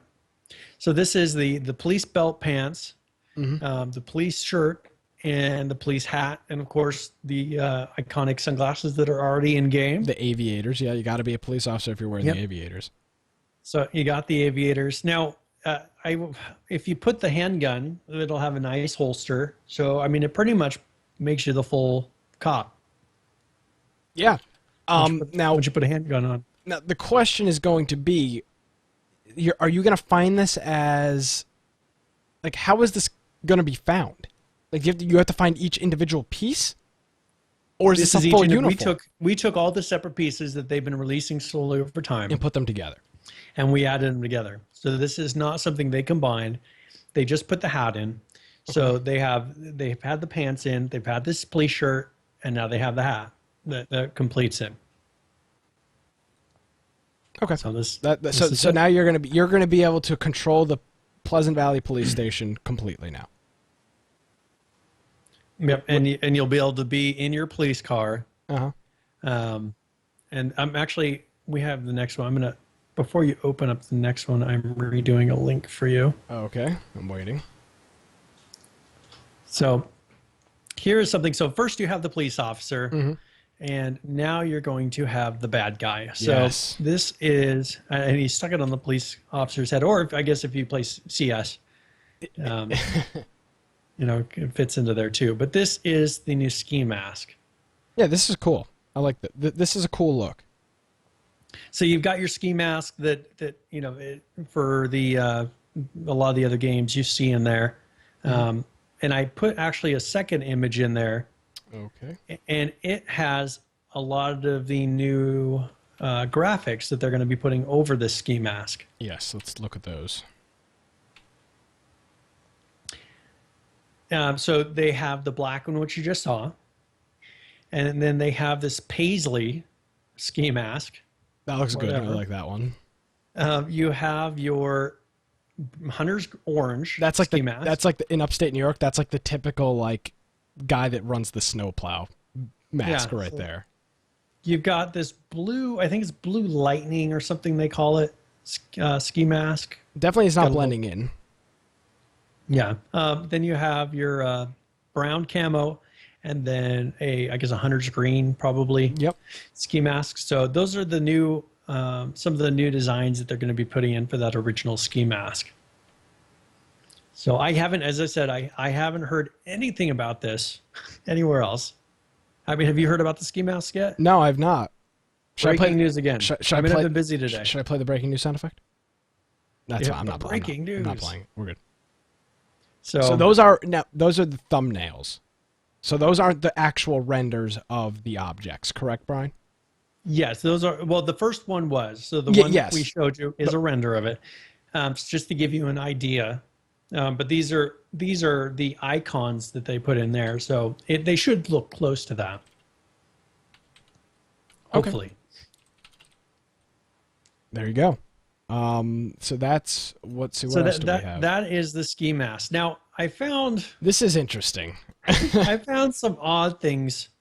I'm not quite sure. You need justification. You need an explanation for these. I don't even know. I mean, I was just looking through the files, and here they were. And so we've got our first. They're like tights. I mean, I think one is like muscles. Like not the muscles like, hey, I'm lifting weights in here and let me flex for you muscles, but like the actual muscles that are underneath your skin. These would be called leggings, I believe, Brian. Yeah, they're leggings that show, like if you peeled your skin off, what you would see. I can't even show these. They're so small.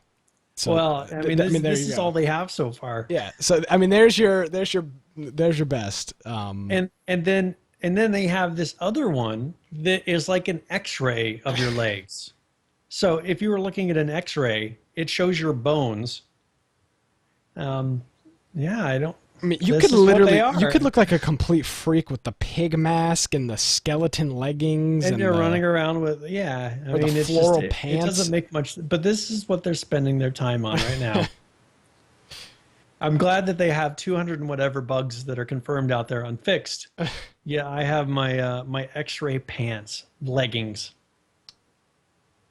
So yeah, Akuni is saying yoga pants. Oh yeah. I don't know. I mean, what do you say? We'll see you soon in game. I don't really know what to say. Okay, now here's one. If you look at ferment rendered. Should I show the close-up's a little disturbing. Yeah, you can show the other ones first. Okay, we'll show the other ones first. Yeah. So these are some new things, and if you're like, hey, on the female, so this be great. No, this is gonna be Brian. I don't know if you have Netflix. There's a great movie called Super Troopers. These are super. Brian, have you seen Super Troopers? Yes. This is Super Trooper style pants, right? This is like a Reno 911. Yeah, pants like right here. So you've got these little, like, they're short shorts. They're listed as short shorts. And so you've got 3 designs of short shorts. Like the right-hand blue ones have little stars on them. Oh. Pretty little things. And then you've got a tan and a kind of a gray. You could look like a badass Reno 911 cop with like the badge and everything else, and then just those tan short run shorts. Around with these short shorts. So that's what they look like. I mean, you can assume what they would look like on a female. I mean, you can imagine. Do we have to show the male player? So now I asked for men to render these for me. Oh God! And so here's what he sends me. And so this is just not what I was expecting. You've got your trail of. Okay, no, stop, come on. It's family friendly show. In little short shorts on a man. So that's what he sent me. Thank you very much, Ferment. The audio for the people in the car ride. They're like, what in God's name is going on? These are just these little short shorts on the male character, and they just very disturbing, horrible. I don't even know. I mean, you could run around in your little police hat and wear shorts, and you'll be set. Is that a nice image in your mind? Oh, wonderful. Anyway, so that's that. That's some of the new items that they're looking at putting in. We've actually got something useful into the game. This next thing, Brian, I'll take these. We talk about some new buildings. We've got our man Sebastian over here, who every week is posting images. We leak, he posts. Yeah, exactly. Yeah, he posts them on Twitter, and then we somehow obtain them. So here we go. We can look at a few images. These are the work in progress for the city park furniture and the buildings of rooftops. So we can look into this right now. Not the biggest images in the world, but this is on the side of looks like a main road. There's a name for what this structure is called. The name is escaping me right now. But there's like a trash pagoda or whatever. No, it's called something else. I don't remember. But there's a table in there. There's a trash can. There's benches. This is like a nice little city street area. And it's not a bus stop. It's definitely not a bus stop. It's like a vestibule kind of thing. They're calling it city park furniture. So this is like a little nice zen type of area that they're creating. It's got this nice sunshades. It's like wood structures to shade you from the sun. Yeah, and then the next image here is just a different angle of that. But you can see it's a park. Essentially, what it is, it's a little city park. Those benches, I can see those being used as cover. Definitely, being crouched behind those and exchanging or in fire. PvE, people will be sitting on them talking. Yeah, telling stories in the park bench, having the little storytelling. One of my only experiences with PvE is it. everybody was sitting around. What is that? Yeah, I think it would be PV, where they have that one statue in the middle. Yes. And it's a park area. It might have been one of the other towns, though. And they were all just sitting in a circle gabbing. I was like, this is very different than the server I come from. You may pull a gun and kill them all. Yeah, where you'd be instantly dead. On a completely unrelated note from that, there was this post on Reddit, and I read it last week, I think, something like that. And this guy was saying how he was playing on he said he wanted to play H1Z1, had some drinks, some alcoholic drinks he got on H1Z1, a little buzzed, and he was playing a game, and he was so surprised how friendly everybody was. And he was like, he was waiting for somebody to turn their back on him. And he went into this whole elaborate thing how he played all night. And then he said when he woke up in the morning, he realized he'd been playing on a PvE server the whole night. So he was like, this game has changed for the good. There's nobody's killing me. People are bringing me back to their bases and giving me all their ammo. And then he realized it was PvE. So that is called a pergola. I was thinking, or an arbor. You probably know it as an arbor. Those wood structures, yeah. Right? I said pagoda. I was close. Pergola. It's a pergola, essentially. Pergola, yes. We have one in our backyard. I couldn't think of the name of it, though. Well, yeah, we call them arbors around here. No. And then he has another image of rooftops. Yes. It's kind of showing you what the rooftops will look like on some of these new. But I don't care about the rooftop. Look below it. Yep. They've rendered buildings. Yes. This is a building. I could care less. You could care less about the industrial like the side. PlayStation cereal. You could care. Or sorry, roof cereal. You could. You could care less. They actually show you below that there's actual renders of the sides of the buildings. Yeah. So that's Ferment just actually rendered out the cop with the short shorts. Yeah. So we'll show that really quick. This is. Yeah, you can. Yeah, there you go. That's a nice. So this is the guy that's going to be pulling you over. Yeah, exactly. That's what you have to look forward to when this game becomes free to play.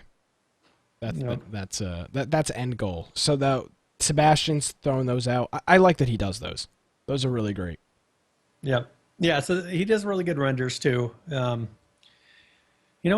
from these they look fairly high quality. Yeah, and the other thing that Bloodcore just brought up is there were stairs, like a fire escape on that. Yeah. So you would use a fire escape. And the other thing is so you're not having to go through a full building to get to these. Those air conditioners would be good for that's a legitimate sniper outpost up there.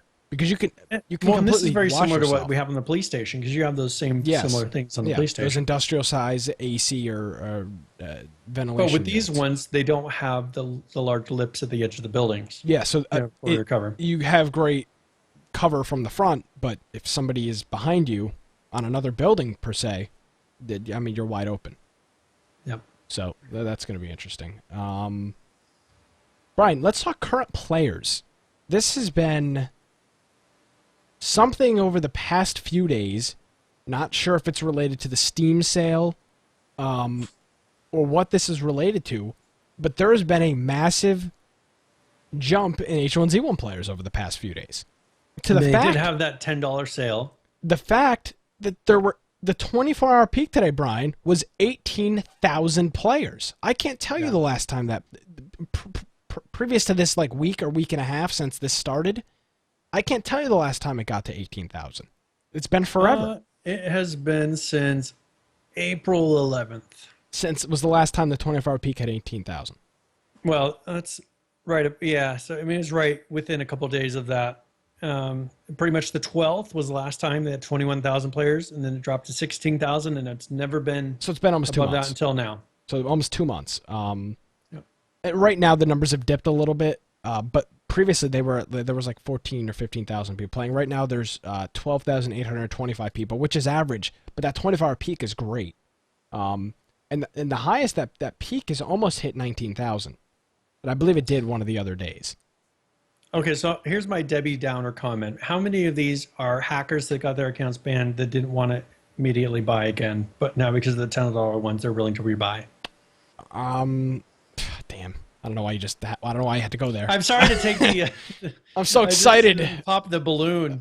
This is what I think of. How many of these are people like if you know, Brian? Everybody always says I'm so negative. Account, I wouldn't rebuy. I'm so negative. Personally. I'm so negative, Brian. Just there you go, Brian. Now you're the negative one. Well, I mean, I'm knowing my type of a personality. Like if I hacked and I got banned, I wouldn't immediately rebuy. You would make an apology video and get unbanned?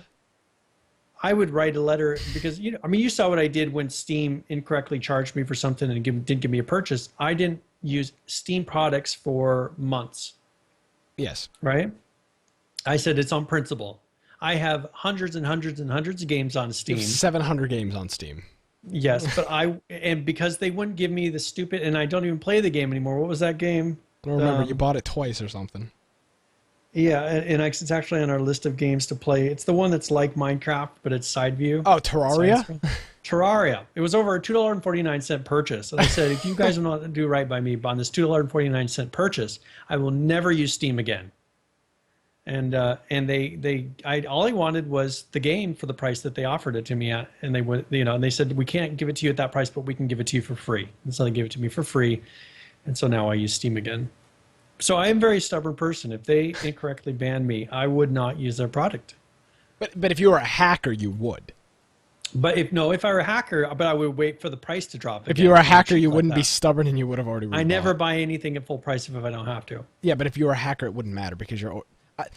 I agree with you. Maybe I'm just saying my mindset. Maybe hackers are very different. Yeah, that's the thing. Your mindset and a hacker's mindset are completely different. I mean, these hackers are insane. I mean, the people that get banned and then within 10 minutes they're back in the game with like a 2 next to their name. I'm just not like that. Yeah, exactly. So you're not the mindset of a hacker. I will agree. Maybe there have been some repurchases from hackers, but not 4,000 purchases. Really I mean, our 24-hour peaks used to be like 14,000. So this is probably a lot of noobs. I mean, we got a lot of noobs figuring out, I can eat berries? This is the equivalent to Christmas Day with Call of Duty. It's the exact same thing. People that have gotten this game for the first time and have downloaded the podcast and let's see how many of those, because you get a lot of those that, I got this game, I want to get involved and learn about it, and you get those people that will go find a podcast on it. We'll have to look and see if our numbers jump in this next week of people going and looking for the podcast because of their purchases, because that would kind of give you a hint at those first-time buyers, because that's what first-time buyers of a game, repurchases are going to go do. Okay, yeah, possibly. We can look at that. It's possible. That would be one little hint to look at, to see if our subscription numbers jump. We can report back next week. Not necessarily on like YouTube, but our actual podcast one. Yeah. All right. Well, we'll report next week on that. So good news on that front. Hopefully it stays like this. I was so excited to see that number so high. Yeah. I mean, it was like a total like, oh my God, this game is like there are finally people playing. And the weird thing, Brian, is there's servers that are like, our server was medium pop the other day. Yeah. And there was like 17,000 people playing. So are they playing BR? I mean, what are they doing? So it's very odd, but people are playing. So who knows? But it's definitely good, and I'm excited for it. Yeah, and hopefully they'll maintain it. Perhaps a lot of these players aren't going for the A server. They're seeing that it was when they went to go sign up high pop, so they're going to these medium pop and kind of filling out some of these other servers. Yeah, possibly. Well, that's good. So we'll continue to be doing that every week, and we'll have next week is going to be interesting because the wipe is going to happen that morning. So we'll see where they all go to. Next week is not going to be good. The week after is going to be the true accurate representation. Population test, yeah. That will be the 7th of July. Actually, we're going to have to figure out something with that show. I won't be here. So Monday show. I'm going to be on vacation, so we're going to have to figure something out for that. On the road. In fact, your hotel internet. I tried lovely. You want to buy me a 4G hotspot, Brian? I'll just do that. I tried loading H1Z1 on my laptop last night. Everything on very low. I was like getting like 6 frames a second. So yeah, H1Z1 on the road is not going to be happening. But a podcast on the road could possibly be happening. Yeah, we'll see. We might be able to do something. We'll figure. Or Brian can host it. We can create a best of. All the times that you say best of. Word? What's it? What? What's that word? Mazel tov. Mazel tov. Yeah. We could do a best. I'll just have a montage of you saying Mazel tov. That'll be fun. Let's do a best of. So we'll just start editing that together. Yeah, we have 2 weeks to do a best of. I don't think so. Send in your clips. Yeah. So we had mentioned this earlier about the pre-patch streams, and we already pretty much covered that. But hopefully, maybe one of them will listen to this show and remember that they said they were going to do that. Yeah. Everybody wants me to do the clan podcast. They want me to bring on a bunch of people from the clan and Duocast. I do not feel comfortable with that. I'm going to have to. We're 50-50 on the decisions. I'm going to have to put my foot down on that. I'm sorry. Because some people have no way of restraining themselves. There's no restraints. There's no filters. There's just if you can't say it to my mother, you should be saying it at all. That's my. Okay. Yeah. Well, then we have people in our clan that would say it to my mother, so that's the problem. They don't have that filter. Yeah, she's not going to be joining our TeamSpeak server, Brian. No.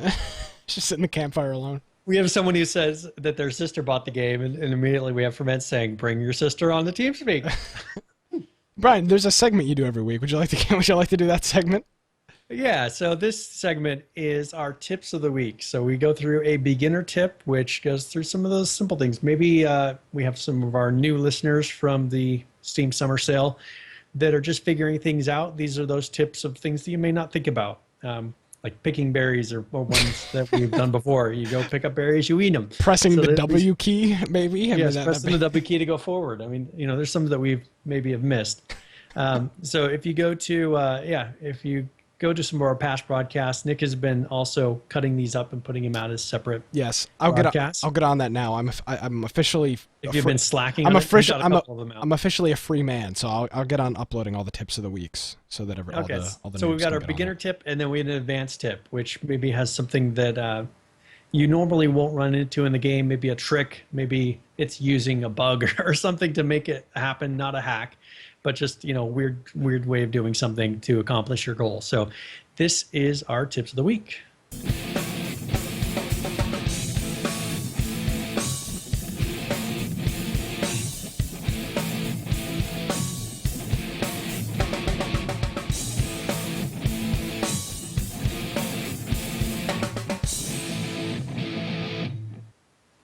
All right, for our beginner tip, I found this spreadsheet, or it's actually a PDF that has all of the recipes, and I think this is still current, but we'll have a link to it in the show notes.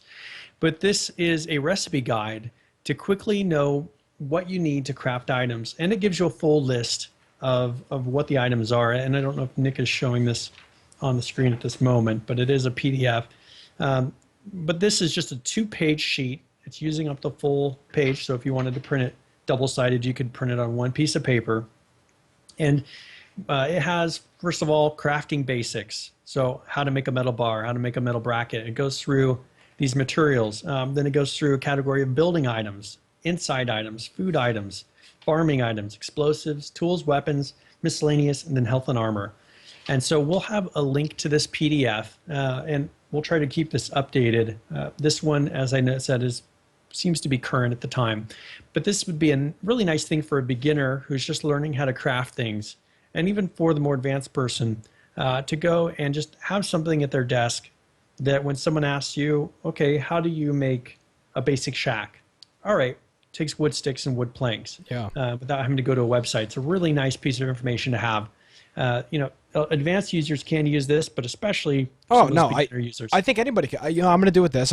After the show, I'm going to print this off and I'm going to tack it up on the wall. I mean, this is easy. I mean, you have the thing all the time, especially like in our clan. There's certain people that only craft stuff, right? Like Falcon, he knows every recipe. Like he crafts everything.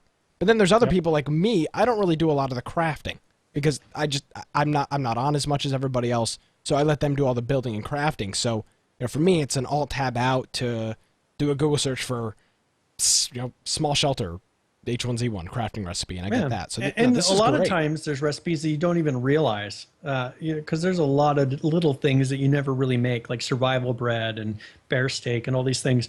So it can be a little thing where you can say, oh, I want to learn some of these extra things I've never learned. If you have the materials there in your base, you can start learning some of these different things and get them to where they're actually in your repertoire. Maybe this would be a good thing to have happen before the wipe, so that when the wipe happens, you're ready to go. You can go gather specific materials and get some of these things made. So that is our beginner tip. This is great, Brian. I'm going to go out on a limb and say this may be the best tip I've ever done. Seriously, this is great.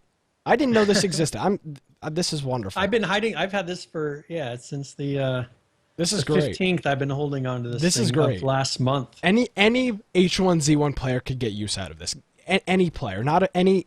I don't care how much you play this game. You don't know every crafting recipe. Anybody can get a use out of this. This is great. Thank you, Brian. Go to your. I know you got one more. Yeah, and this is something that if I find an updated version of it, I will post it on the website. I think I may have. I'll also see if I have a link somewhere to this, but we'll have one that will get updated that we can put a link to, so that people will be able to keep this if the recipes change. Now, for our advanced tip, this was suggested by Nathaniel Richards, and when you're building a garage, there's a big problem where if you put a roof on it with buildings, a lot of times you cannot get out of the door of the vehicle. Or, once you get in the vehicle, if you can't drive it, you're stuck in there. Seems to be another thing. So if you can get in the vehicle, if it somehow gets parked, because we would have the trick of you drive the vehicle at the door and you jump out before it goes in. Well, if someone gets in there, they're never able to get out of it. So this is where you will want to, if you do that, you want to always have a spark plug and battery with you so that when you get in the vehicle, you can get out. So he came up with an idea where you put that roof on the garage, and then you put sleeping mats all along the whole roof. And then you pretty much cover every part of the roof with sleeping mats, and then demo those shelters that are the second level. And then it puts a roof on top of the base so people will not be able to jump over the wall and into, but you can still get in and exit vehicles normally. So this was kind of a unique idea, and I'd never thought of using sleeping mats. It's not going to protect you against hackers, of course, but I think a lot of times when we're coming up with how we're going to do something, I try not to keep the hackers in mind. That should be something Daybreak is dealing with. We should be dealing with how to defend against normal players, and I think that's what we've done for the most part. So this is an idea for keeping normal players from jumping in on a vehicle and hopping over, or coming up with some way. Maybe someone who's even teleporting, they won't be able to teleport on this and get through the ceiling that normal way either. So that is our advanced tip. Thank you very much, Brian. I'm going to definitely upload that one. That was a good one. Okay, good. Yeah, I figured you'd like the PDF. It's something I've mentioned before to people, but I think you've mentioned it to me, because I feel like I've been to that page. It's a weird URL. I feel like I've been there before. Now the other thing is, Brian, let's say somebody wants to submit a tip. How can they go about doing that? Well, being that on that, I don't necessarily want it on Twitter, because we want this to be a surprise for a lot of our people. But if you could send us a private message in Twitter, or go to our website and go to the contact us form, you can go submit it on there. That'll be contact@infectionpodcast.com is the direct way, or if you go to our contact form on infectionpodcast.com, that will send an email to the same place right from the form. So go on there. If you would like your names put on there, go and tell us your name and then what your tip is, and then they'll get included. And I'm always happy to give credit where credit is due, and tell everyone who gave us the tip. Yep, your choice. If you want credit, well, I mean, even if it's you got a Twitch channel, something like that, we can throw that in there or whatever. And if Twitter, I mean, you can also submit it on there. I mean, it's not like everybody that watches the show looks at our Twitter feed. They're not going to see the @replies to us. So we could do something like that as well. So thank you for that, Brian. Those are cool. So we have now our contest, and on this, it's a longer clip. So if people want to go watch the whole thing, they can go, and we'll have a link to the actual YouTube video on our notes. Mm-hmm. But this, if you just want to play the first minute of this clip. All right. So here we go.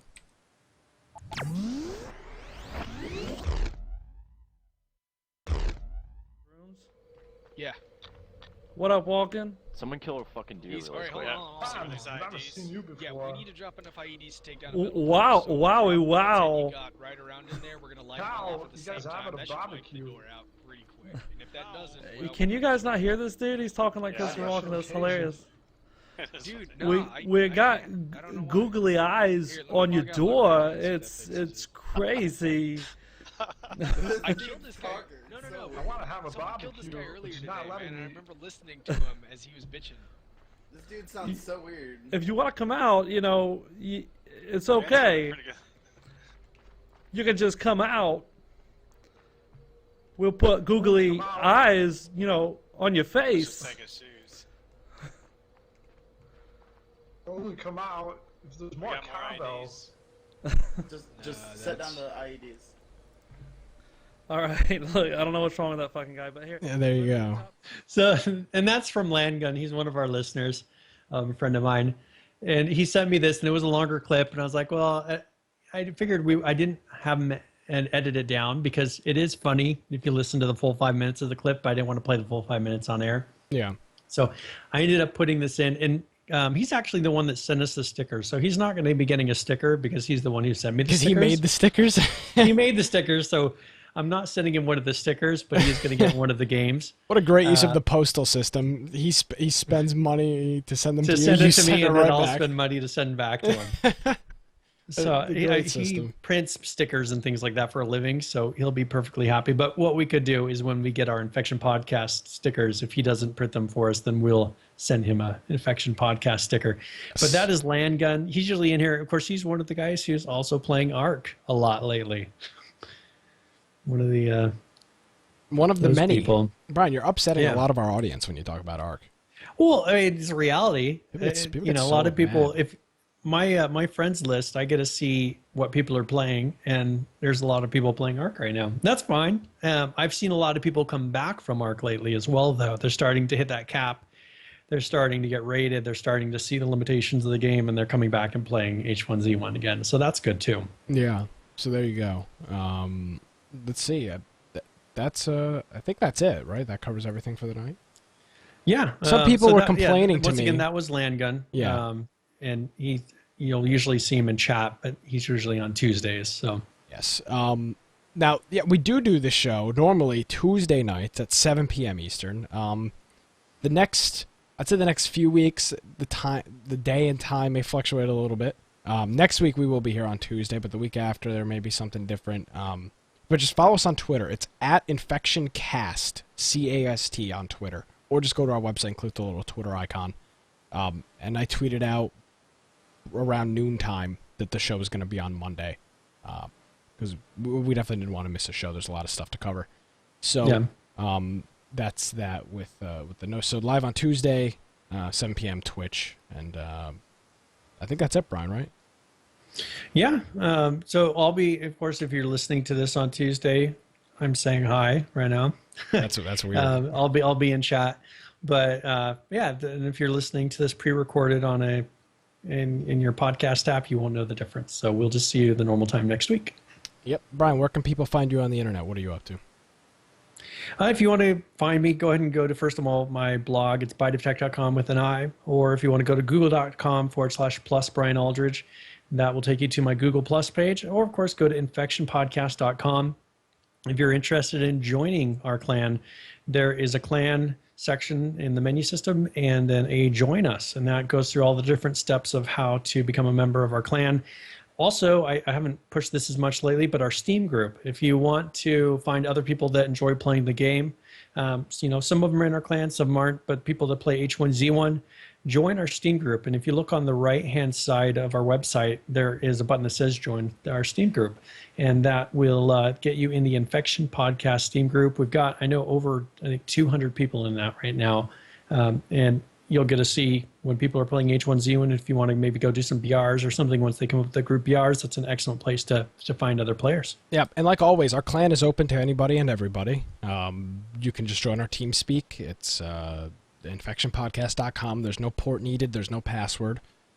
You may not. It may originally seem like there's nobody in there, but we have for security stuff. We have it set up so that new users can't see if other people are in the channels. But somebody will bring you down to the channel where everybody else is active, and you're free to join our clan and do whatever else. We're completely open with our clan, so. We got a lot of good players, a lot of good dedicated people. It's a little slow right now. Well, I'm just minding everybody. The wipe is coming next week, so people are not really wanting to invest time and stuff into the game when it's going to be gone within 8 days. So, if you do join this next week, be patient with it because there's a lot of people who, when the wipe is a week away, they just say, "I'm not going to play." Or I mean, personally, I'm just not really spending a lot of time in game because we don't have anything. It's all been raided, and you build it up and it gets raided again. So. But we're still in TeamSpeak. That's the other good thing is we're playing other games. There was like 4 guys playing Borderlands today in TeamSpeak, so it's still an active group. If you want to just come out and hang out and chat while you're playing a game or something like that, we're also open to that. So Brian, thank you very much, and we'll see you next week. This podcast is also available, like Brian said, anywhere you can download a podcast. It'll show up in your podcast catcher. It's also available on TuneIn, Stitcher. Also on SoundCloud, and I'm also working on getting those tips of the weeks uploaded because I know just having those isolated is really well, or people seem to like that. So my name is Nick Craig, at Gamecast Live is my Twitter handle. Infection Podcast is the website. We'll see you next week for Infection. Have a good night, everybody. Have a good night.